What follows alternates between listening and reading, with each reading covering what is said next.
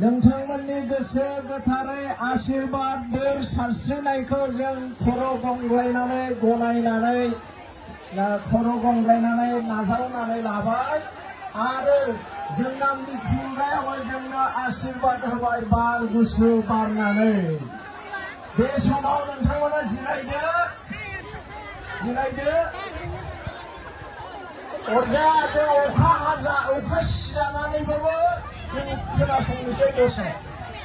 बे समाव जोंनि सेन्ट्रेल इउथ बिटिआरनि लेङाइ आफादगिरि प्रहलाद ब्रह्म बिथांखौ फंनैसो बुंनो थाखाय आङो गुरैयै खावलायबाय। इसोरा जोंनो दै सान्थि सारहरबाय नङा होमबा?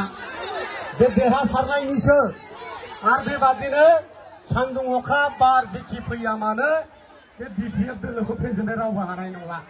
रायजो राजा नोंथांमोन, बे जाबाय देरहासारनायनि आशीर्बाद हरनाय। इसोरा जोंखौ आशीर्बाद हरबाय आरो दिनै